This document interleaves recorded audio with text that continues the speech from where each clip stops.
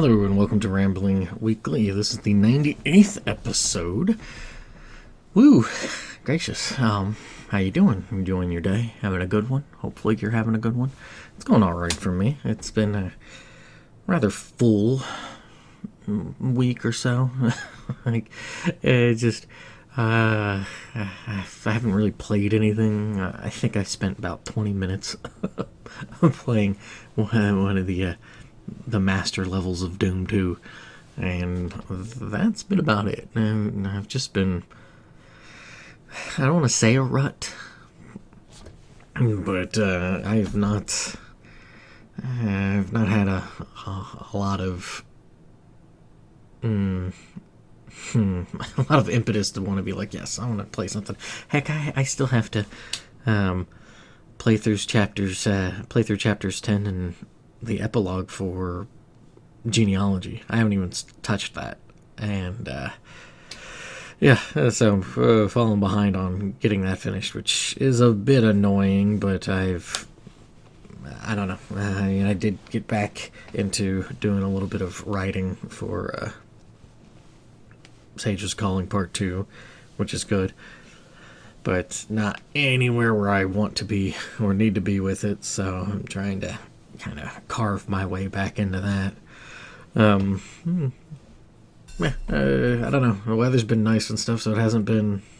So it's not like it's not like that's the problem, that it's dreary and stuff. I've just been bleh.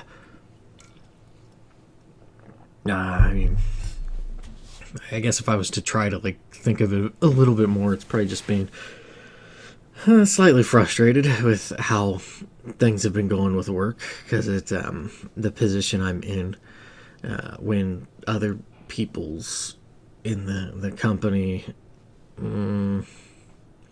aren't a little bit more thoughtful, we'll say, and they just try to ramp stuff through. It ends up rolling down to me and people in my position to try to have to make up for the goof up, just the struggle, and just all sorts of things. So it's I don't know. It's just kind of like let's let's be a little bit more on the ball, I guess. That's about the only way I can phrase it, without spending a whole half an hour going into some details about it. So that there's not really been much else really honestly going on. It's just I've been blech. It has not been. Oh, I guess if anything, I've been pretty good about keeping up with this pedal machine that goes under the desk. I've been good with keeping up with it. So I think there was a couple days I didn't really use it, but for the most part I've been keeping up doing it for about an hour or so a day, and I feel like I'm feeling something, but that could just be my brain tricking me into thinking, yes, you're doing something. But I don't know, it feels like it's having some sort of effect. I feel a little less crusty at times, so maybe it is. It's just I've only had the thing for about 2 weeks, I think, now. So maybe, I don't know. Let's actually take a look up. I don't know, because I have not been paying attention. Yeah, it's been 2 weeks. So I've had the thing for 2 weeks, and it's been I think it's been worth it so far. So I think the one that I bought, it cost me about $80 or so, and it hasn't mucked up on me, knock on wood. So I guess something else, even though I haven't even touched it yet, really. I ended up getting the Batman, the complete animated series. That was one of those cartoons I watched as a kid. Uh, One of the few ones that I remember watching, like that Darkwing Duck, Gargoyles. I remember very little, or at least I remember liking it, but I didn't really get to watch it much. Was the Sonic cartoons? But because they came on at like Saturday morning or something, I never really got to watch it, so it just sort of fell by the wayside. Yeah, I might have missed my calling to be a furry. I don't know. Oh, that's not fair. Anyway, I I think it was the Spider-Man cartoon, and I'm trying to think. SWAT Cats, that was another one I liked as a kid. I guess if we kind of push a little bit into older childhood, things like Samurai Jack, Ed, Ed and Eddie. Trying to think of what else, because there's like a point at which it just stops. I can't really think of. It was around early middle school or so,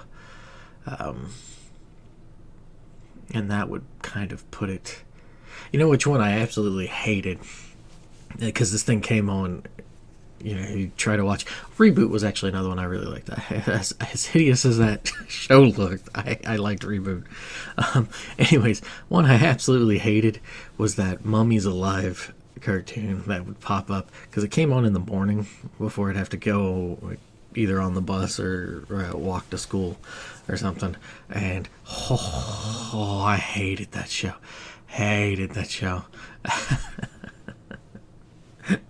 I have no idea why. It just didn't seem interesting. It's just like I don't. I think I hated the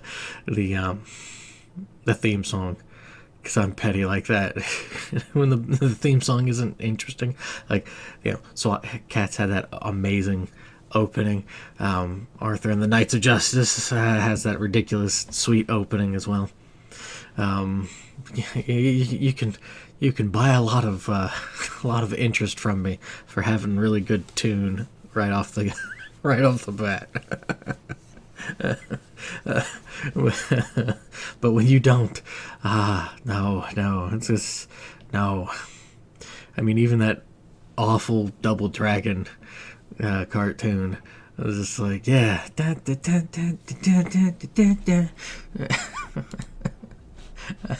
know what I'm doing. I can't remember the words to it at all, but had fun with it, even if it is awful. Oh goodness. Anyway, let us get into the topic, and the topic today is not what it was going to be at first, because I had a different idea, and then I was like, I don't like this. I got about 10 minutes into recording, I was like, no. So yes, we are going to go over I guess the paradox of choice, and how we've made a little bit of a problem for ourselves, and thinking that having choices and a plethora of choices is a good thing, and that by having so many choices, it allows for much more freedom. But the problem ends up being is that if you have a choice between like three things, it's easier to dismiss the other two what if scenarios and be like, oh, well, let's say it's blueberry, raspberry, and strawberry, and you end up picking blueberry. And you're like, whatever. There's less of a weight to the other two of what ifs. They're certainly there. to be like, man, maybe the blueberry one didn't taste as good. Maybe it's a little bit more tart than what you were wanting, what have you. There is your brain has that process of what if, and mind you, it is a very minor thing when you're picking, let's say, Pop-Tarts or waffles or something. So you don't pick the one waffles that have. I guess there's been a whole slew of waffles that have needed to be taken off the shelves. So don't eat those. check your waffles, folks. But your brain likes to do that whole what if scenario, and by doing that, you're expending a lot of energy, emotional, exercising, we'll say, to run that scenario through. And the more choices you have available to you, the more and more that weighs on you. The more that kind of just overloads the senses, overloads the brain to be like, hey. And this is not just me saying this. I'll have a bunch of different links for different articles kind of going into it. Evidently, and I did not realize this, I was gonna label this the episode "The Paradox of Choice," and evidently that's the name of the book. Gracious. Oh boy. And this book was written back in 2004. And just to kind of give a summary on it, is autonomy and freedom of choice are critical to our well-being, and choice is critical to freedom and autonomy. Nonetheless, though modern Americans have more choice than any group of people has had before, and thus presumably more freedom and autonomy, we don't seem to be benefiting from it psychologically. So I'll actually have to give this a look. It's about 304 pages. The Schwartz it's written by Barry Schwartz, and the thesis is that his argument, assembled from a variety of fields of modern psychology, is that how happiness is affected by success or failure of goal achievement. And going into choosing, feeling. There's some studies done, and I'll link a bunch of different reading materials in the below so that people can look at their leisure. But there, a couple studies done where people have a choice between 6 things of jam versus 24 or so, and that the ones with the fewer choices available ended up being happy and content with the one that they picked, as opposed to the ones with the more choices. They ended up being a little bit more mixed in their feelings. They're like, yeah, maybe I liked it, but maybe I would have liked this other one more, or something like that. And I think there is. I think you can see this play out with people as well. Think of how discontent a lot of people tend to be in their relationships with other people. That's not everybody, but I think you're seeing since the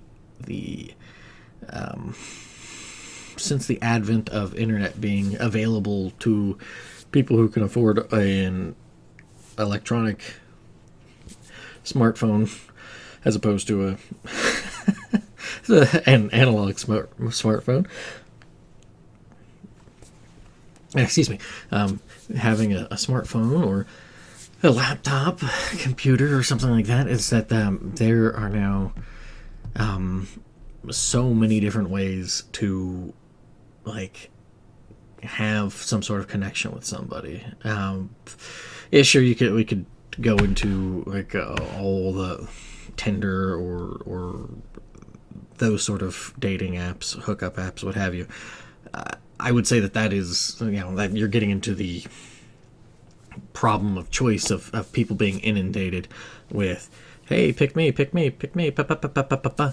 And then they're having to run through the what if scenario, and then probably, possibly, maybe, getting to a point of being either just so fatigued from that experience that they end up making a bad decision, or just making no decision, or kind of just going, I don't, whatever. Just whatever. We're going. This is what we're doing. I think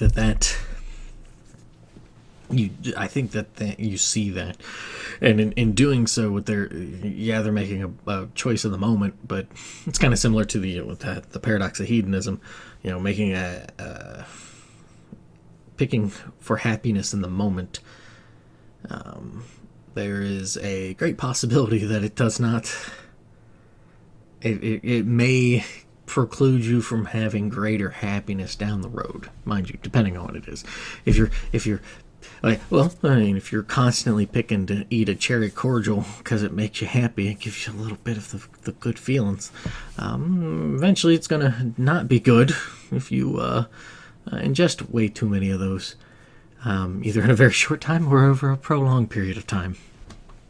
And I haven't had a cherry cordial now. I do like those things. Those things can be very tasty. They can be absolutely awful, but you get a good one. They're pretty darn good. But,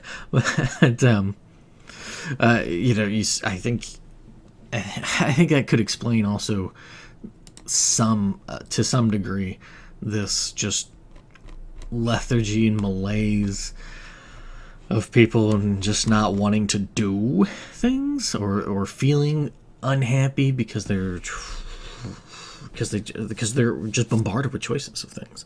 And I don't even mean the simple choice of going to, taking a walk and going left versus right. I mean, like, I could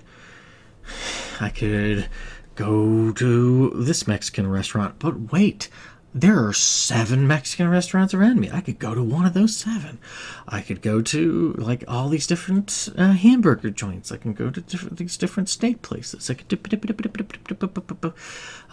or I could just cook for myself. When I open the door, I've got about 8,000 things in the fridge or freezer I could eat. And look at my pantry. Not trying to humble brag about having food in the pantry or something, but less of that and just I've got cereal or for breakfast because it's 8 o'clock in the morning. I've been up for a bit. I still haven't eaten breakfast. I'm a little hungry. I have cereal. I've got Pop-Tarts. I don't, but actually I don't have either of those. I have eggs and hash browns. I've been in a chain of there's these things these hash browns that I've been buying lately. They're pre-made, but you still have to cook them and stuff, but they're already fashioned into the shape of a McDonald's hash brown. Plop one, couple of those in a pan with a little bit of oil or butter and stuff. Get them nice and crispy. Ploop them out. Then do some eggs. I like sunny side up eggs, but I don't mind frying them either. So it's that, and do a quick fry so you can make sure that they're nice and the goopiness is encased a little bit better, so you make a chop and it's so tasty, so good. I think I'm going to make that afterwards. I'm hungry, so very hungry.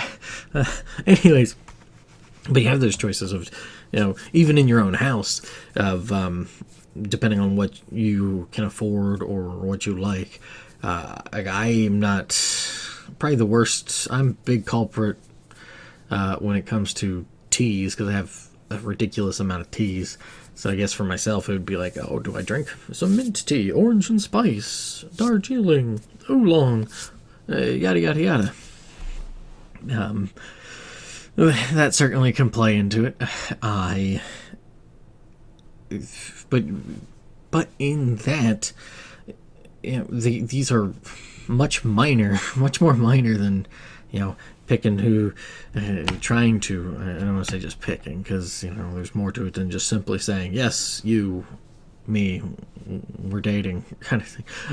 Sometimes it's just easy like that, but for some of us lower beings, it's a little bit more involved.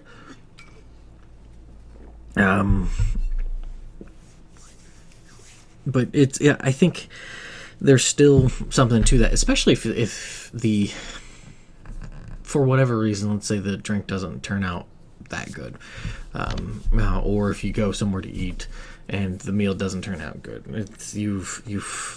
it's really sours it, and it doesn't fill you with quite the warm fuzzy feelings, even if it is good, to be like, yeah, that was mighty tasty. Think about it. When's the last time that you've gone out somewhere and been like, holy crap, that was really good? I don't really feel that. I don't really feel that at all with going out, and I don't like. It's more of the company you spend at that point. But if that's the case, I don't know. I think it's more beneficial to like just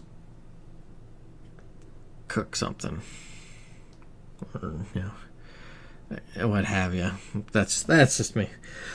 But yet, I don't feel it. I don't feel it when I go out somewhere to be like, oh yes, let's, because I eat it and I'm just like, I probably would have made it a little bit different, just because I know my taste buds a lot better than somebody else does, and a lot of times it feels like it's very, very very similar, and you're just trading one environment for another, the ambiance, if you will. And so, anyways, having all these choices and just sort of meh, it's not as it doesn't give you quite the uplifting. That was really good to do that. I feel good. It is.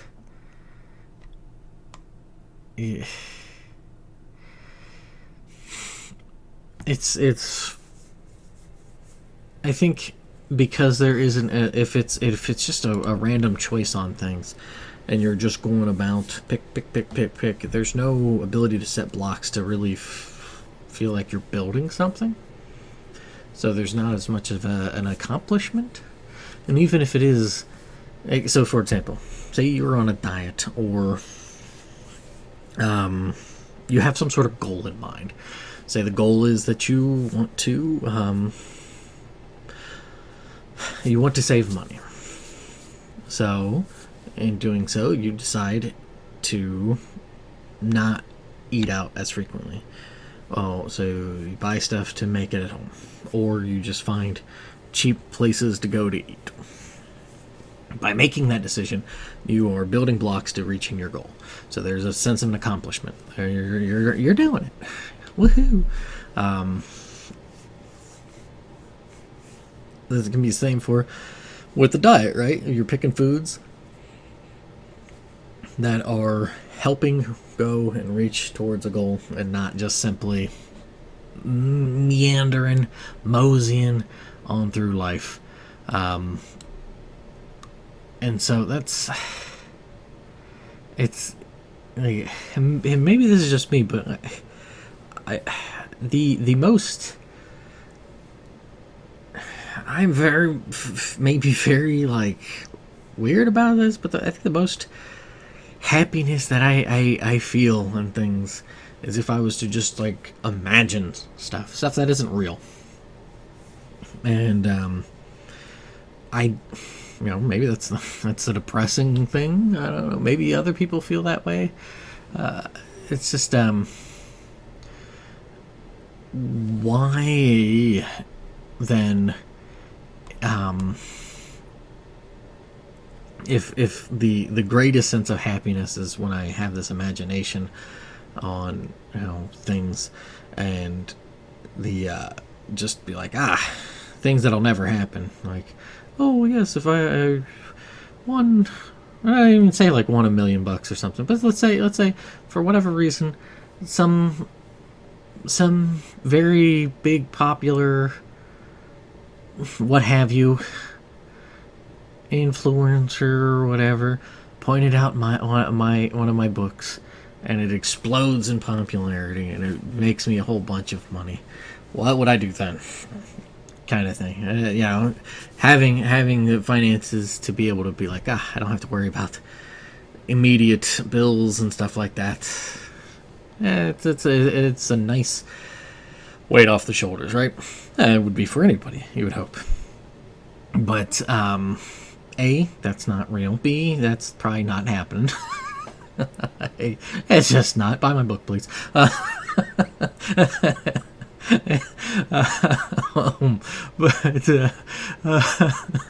I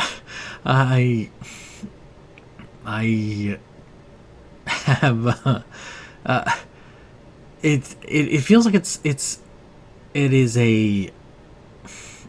a way to trick ourselves into something that's not there, right? You're pursuing because it's outside of my hands at that point. When I could certainly do more promotion or what have you, but aside from that, to that feeling versus the feeling of accomplishment when finishing a book, I partly I felt that with Sudraba, the first book. Much more than I did with Sage's Calling, and I think it's more so because Sage's Calling has that little bit after it called Part 1, so I don't feel like I'm done with it, and so there's a little less of a yay I got it done to more like I still got more to do, a whole lot more. That's neat. So but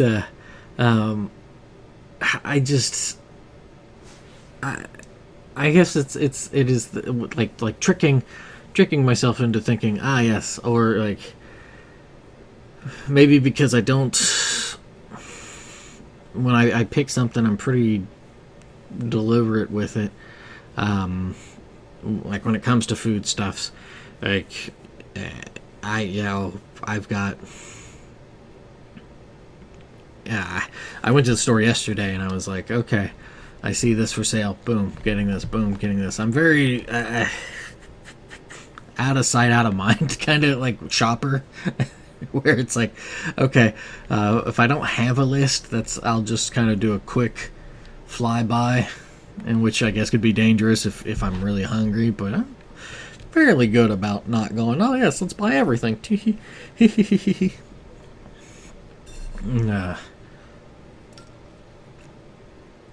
But so I don't know. I think when we bombard ourselves with choices, and I think you see this with places as well, and I think this is something with what people should be more attempting to do with their own lives.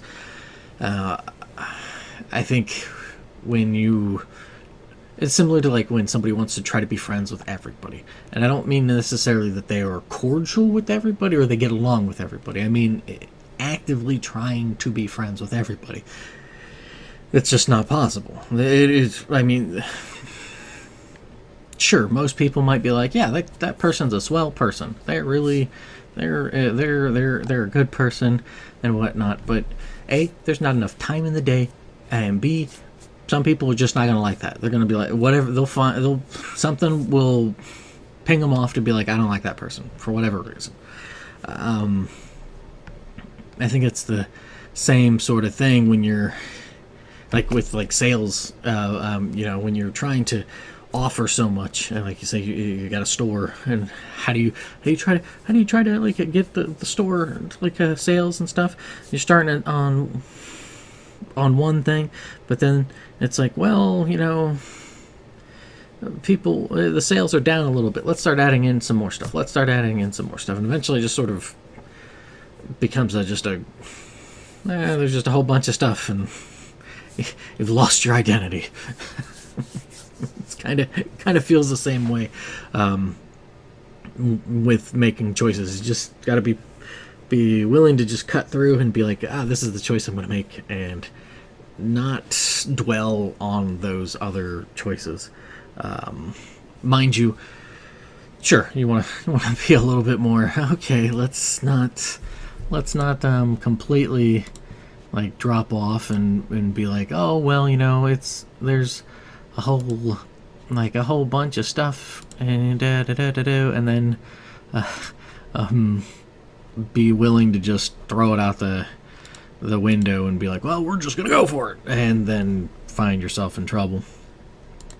Like, I get it. There's times where you need to be like, okay, I need to really consider my options here, and that is understandable. That is not what I'm referring to.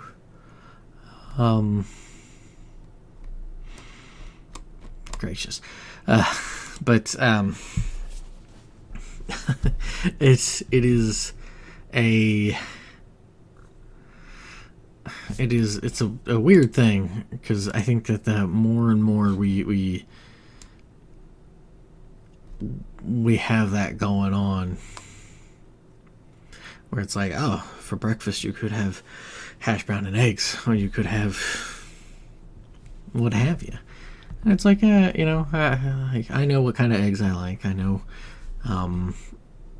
like I was gonna say, you make the eggs in a whole bunch of different ways. You make them eggs Benedict, scrambled, sunny side up, fried, what have you, poached,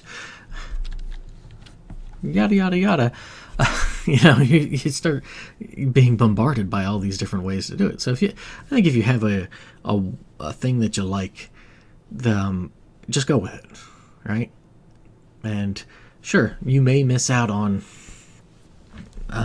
things that might be neat or whatnot, but you can't experience everything. So that's why you kind of lean on other people to tell you about their experiences with things, and if they like it. Like, I don't really watch movies and TV shows really that often. I don't really watch sports, but I let other people do that. I don't have the time for it. I don't have the interest in that. But if other people, if they enjoy that, they can certainly tell me all about it. But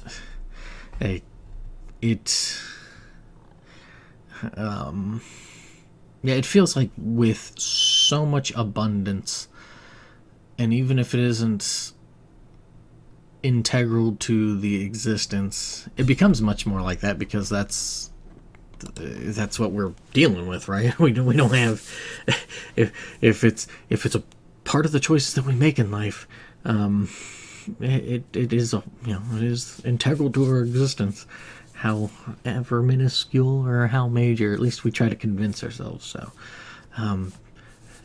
But maybe you've got it wrong. But also, think about it a while back. Was it 10 years ago or so of FOMO, the fear of missing out? And it's like, you're not missing out on anything if you are not missing out on anything if you're living your life. So that's I think the way to try to cut through it, because I think even if there are an abundance of choices, there's 30,000 different types of cereals, there's 40 different types of yogurts, there's 100,000 different types of ice creams, yada yada yada. If you know what you like, and if it's not anything that if you're putting too much weight into, I think you can cut through that. It's when when there are certain times that you have to, like, looking for a possible new job, possibly thinking of moving, possibly thinking of dating a person, very, very important choices. They'll weigh on you, but then you can't let the what ifs drag you down. And I think far too often we get buried in what ifs. I mean, look at how they try to do that with, like, comic books and stuff. There's a whole bunch of what ifs, and it's like, that's no, No what ifs. I don't need that. I'm good. uh, what if everything was blue? But yeah. I guess. Gracious. Yeah, I will leave some links down below to do a little bit if you want to do a little bit more reading into this.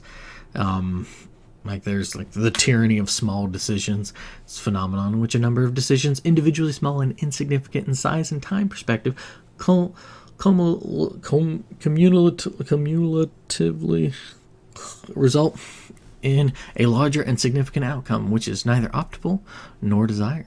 The concept was first explored in the essay of the same name, published in 1966 by the American economist Alfred E. Kahn. Thucydides also refers to it. Aristotle, a mercantilist, Thomas Moon, and an Austrian economist, Eugen von Bombark. Yeah, so there's we'll read this Thucydides one because I'll give the Aristotle one a go. Well, yeah, all these ancient peoples. It's always, I think it's always neat and nice to see, something over some 2,000 years ago. Here's what they were saying about stuff we're dealing with now. They devote a very small fraction of time to the consideration of any public object, most of it to the prosecution of their own objects. Meanwhile, each fancies that no harm will come to his neglect, that it is the business of somebody else to look after this or that for him, and so, by the same notion being entertained by all separately, the common cause imperceptibly decays. That one's Thucydides. That oof, yeah, that kind of oops. And then Aristotle similarly argued against common goods of the polis of Athens. For that which is common to the greatest number has the least care bestowed upon it. Everyone thinks chiefly of his own, hardly at all of the common interest, and only when he is himself concerned as an individual. For besides other considerations, everybody is more inclined to neglect the duty which he expects another to fulfill. As in families, many attendants are often less useful than a few.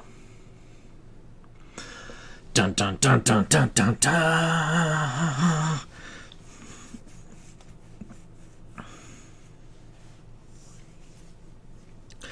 Anyways, that's what I got. Like I said, I will link a bunch of this stuff, and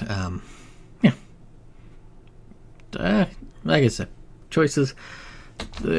That's not even getting into the choices of what to watch on, like, or listen to on YouTube or what have you. Like, we are bombarded by it. But I think if you have it in your heart of hearts to be like, cut through the noise. That is your. Just be like Alexander and cut through the Gordian knot. That is the way to combat an ever-growing